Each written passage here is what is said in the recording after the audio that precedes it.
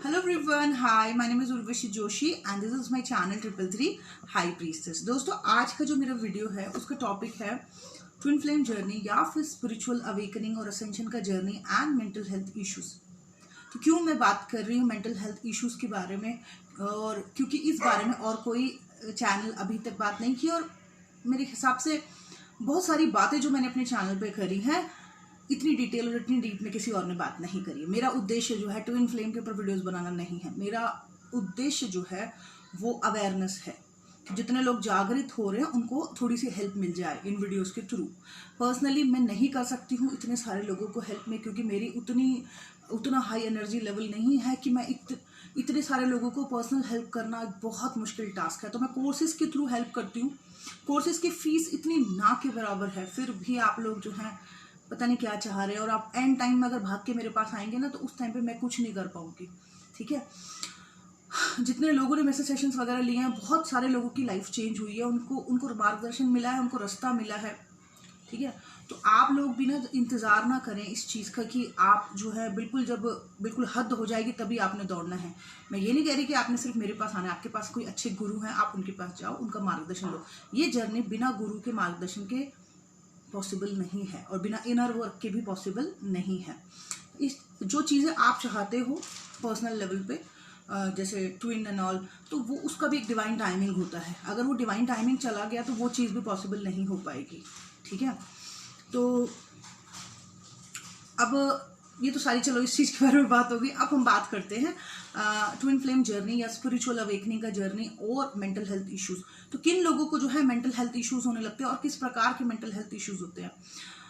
जो लोग इस जर्नी में आने के बाद, असेंशन का प्रोसेस स्टार्ट होने के बाद, अगर लेयर्स को नहीं रिमूव कर रहे हैं, अपनी नेगेटिव लेयर्स को रिमूव नहीं कर रहे हैं और नेगेटिविटी में अपने आप को और समेटे जा रहे हैं, या फिर जो है अपने बॉडी को उन्होंने बहुत पैसिव मोड पे कर लिया है कि सिर्फ जो है लेटे पड़े हैं, सोचे जा रहे हैं, सिर्फ नेगेटिविटी में आप अपने आप को भरे जा रहे हैं, तो वो लोग अपना रूट चक्र इतना ज़्यादा इम्बैलेंस कर रहे हैं कि ऐसे लोगों को डिप्रेशन होने लगता है।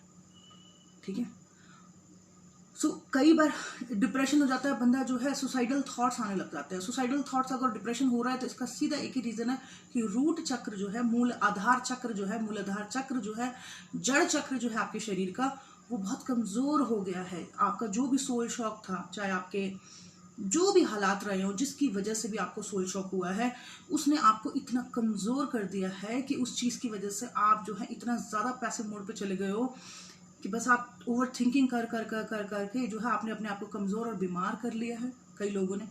और वो लोग जिन्होंने अपने आप को बहुत कमज़ोर और बीमार कर लिया है, अपनी जॉब से जा रहे हैं, अपने दिनचर्या से जा रहे हैं, कुछ कर नहीं पा रहे हैं, और एंड में उनके दिमाग में ये आ रहा है कि चलते हैं इस दुनिया से, मतलब सुसाइडल थॉट्स आ रहे हैं। जिनको इस लेवल तक पहुंच जाते हैं ना जो लोग, उसको हम ये डिप्रेशन में काउंट करते हैं। फिर ऐसे लोग जो है डॉक्टर्स के पास जाते हैं, फिर डॉक्टर जो है उनको मेडिसिन वगैरह देते हैं, और फिर मेडिसिन लेके जो है कहीं ना कहीं जो है वो सुन टाइप का होने लग जाते हैं, इमोशनलेस होने लग जाते हैं। किसी भी चीज़ पे वो ज़्यादा रिएक्ट नहीं कर पाते हैं, ना ज़्यादा खुश ना ज़्यादा उदास, बस एक अजीब सा ही हो जाता है उनका हिसाब किताब। ठीक है, ये तो चलो डिप्रेशन वाली बात हो गई। अब कई लोग जो हैं, जब कुंडलिनी की ये शक्ति जब ऊपर की तरफ उठती है, ठीक है, जो लोग इस जर्नी में हैं, अवेकनिंग की जर्नी में है, या जो कुंडलिनी राइजिंग की जो जर्नी में है, तो जब उनकी एनर्जी ऊपर की तरफ उठती है तो सेक्सुअल एनर्जी बहुत ज़्यादा हावी हो जाती है। अब उस टाइम पर उनको क्या करना है, अपने आप को डाइवर्ट करना है दूसरी साइड पे, अपनी एनर्जीज को जो है क्रिएटिव साइड्स पे डाइवर्ट करना है। ठीक है, जितना क्रिएटिव साइड्स पे डाइवर्ट करेंगे उतना उनकी लाइफ में न्यू बिगिनिंग, अच्छी चीज़ें होनी शुरू हो जाएगी।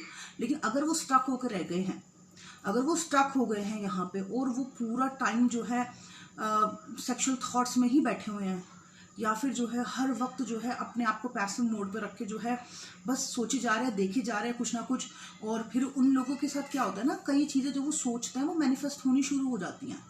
तो जब वो मैनिफेस्ट होनी शुरू हो जाती है तो उनको लगता है कि वो बहुत बड़े कुछ देवी देवता या कोई बहुत बड़े राजा बन चुके हैं, या कोई बहुत ही देवी शक्तियाँ उनके अंदर आ चुकी हैं, वो जो सोच रहे हैं वो मैनिफेस्ट हो रहा है।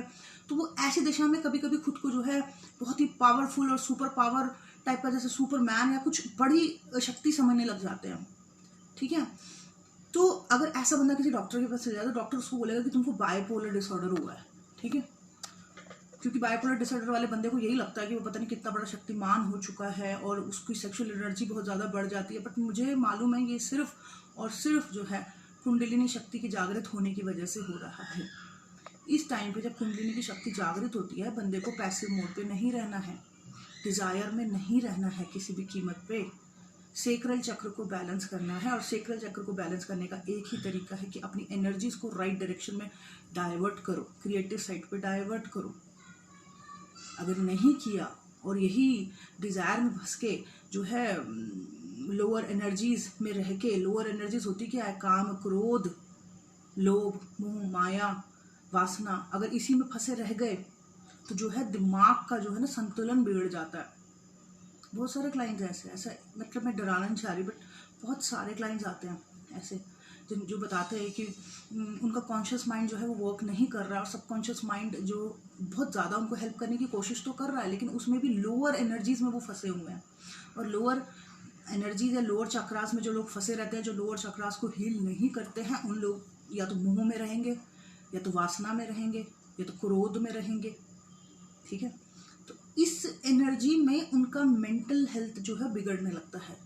उन लोगों को जैसे कहते हैं ना साइकोसिस करके एक है, जिसमें कि बंदे को पता नहीं बोलने लग जाएगा कि देश विदेश की जो है सत्ताओं को मैं हैंडल कर रहा हूँ, और ये आवाज़ें सुनाई दे रही हैं, और ना जाने क्या क्या रीज़न बिहाइंड कि वो जो लोअर डायमेंशंस के साथ वो कनेक्ट कर रखा है ना, तो लोअर डायमेंशन की जो एनर्जीज हैं उसने उनको पागल बना के रखा हुआ है। इसीलिए कहते हैं कि असेंड करना चाहिए इस जर्नी में, असेंशन करनी चाहिए, यानी कि सारी नेगेटिव लेयर्स को निकालना है, ना कि उस जंजाल में, उस माया में फंसना है।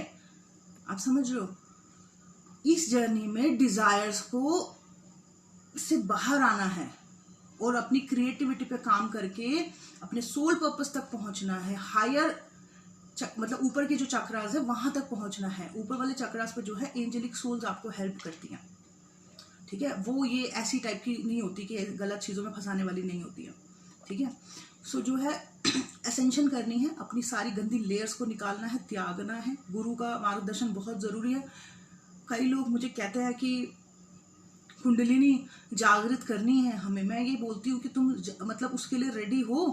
कुंडलिनी जागृत करने की आप बात करते हो, क्या तुम्हारा शरीर रेडी है उसके लिए? क्या तुम्हारे पास गुरु है? कुंडलिनी जागृत होने के बाद जब हमारे ये 7 चक्र नहीं है, ये हमारी 7 अलग अलग डायमेंशंस हैं, ठीक है, अलग अलग डायमेंशंस हैं। और जब ये चक्र खुलते हैं तो हम अलग अलग डायमेंशन से कनेक्ट हो जाते हैं, वहाँ की एनर्जीज के साथ कनेक्ट हो जाते हैं। क्या उतना है लेवल, इतना हैंडल कर पाना? शरीर रेडी है उस एनर्जी के लिए? दिमाग रेडी है क्या इस 3D की लाइफ को जीते जीते सचमुच में हैंडल कर पाओगे उन सारी एनर्जीज को? जब चक्र खुलेंगे और उस उन डायमेंशंस के साथ आप कनेक्ट करोगे, 1D की डायमेंशन के साथ, 2D की डायमेंशन के साथ जब कनेक्ट करोगे, तो क्या हैंडल कर पाओगे उन सारी एनर्जीज को? कितने सारे लोग जिनकी कुंडलिनी वैसी जागृत हो जाती है राहु मून की दशा में या राहु मंगल की दशा में, जब उनकी कुंडलिनी जागृत हो जाती है तो उन लोगों को पता ही नहीं चलता उनके साथ हो क्या रहा है। उनको मुझे अजीब अजीब सा लगने लगता है। वो कहते हैं कि आवाज़ें आ रही हैं, उनको अनुभव हो रहा है, उनको सेक्सुअल एनर्जी बढ़ रही है, वो जो सोच रहे हैं वो हो रहा है ना। और लोग कहते हैं कि ये हो गया इनका काम तमाम, इनको किसी डॉक्टर के पास लेके जाओ। लेकिन एक्चुअली में उनके चक्रास खुल गए होते हैं, ठीक है, जिनको कि उन्हें बैलेंस करना होता है। लेकिन क्योंकि हमारे देश में अवेयरनेस ही नहीं है इन सब चीज़ों के बारे में बताने के लिए, तो बंदे की मेंटल हालत जो है ख़राब होती चली जाती है। इस टाइम पे उसको रेस्ट चाहिए होता है, उसको खुली हवा चाहिए होती है, उसको गुरु चाहिए होता है। गुरु के मार्गदर्शन में वो ईजिली इस चीज़ से रिलीज निकल सकता है, ठीक है। लेकिन इतनी सारी माया जो अभी फैली हुई है, चारों कार्ड्स, चैनलिंग्स, वो आएगा, ट्विन आएगा, फलाना ठिकाना होगा, अरे इसी एनर्जी को तो रिलीज करना है।